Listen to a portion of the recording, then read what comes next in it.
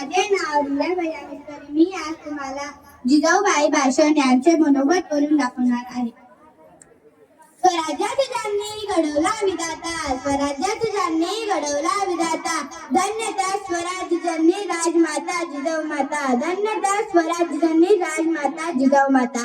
सन्माननीय व्यासपीठावरील मान्यवर, वंदनीय गुरुजन वर्ग आणि येथे जमलेल्या माझ्या प्रिय मित्र मैत्रिणींनो, सर्वांना माझा नमस्कार. आज 12 जानेवारी राजमाता जिजाऊ आपण यांची जयंती साजरी करत आहोत.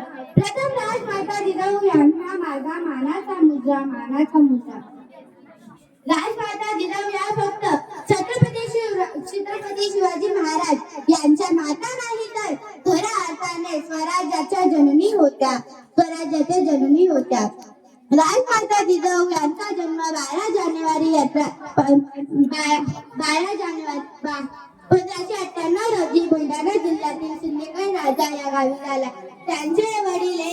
त्यांचे वडील लखुजी जाधव हे एक शूर सरदार होते. त्यांच्या आईचे नाव म्हाळसाबाई असे होते.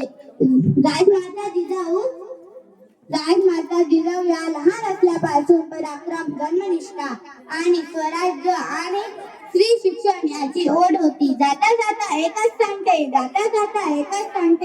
जिजाऊ नसता तर शुभा नसते, जिजाऊ नसते तर शुभा नसते, शुभा नसते तर स्वराज्य नसते, शुभा नसते तर स्वराज्य नसते. धन्यवाद.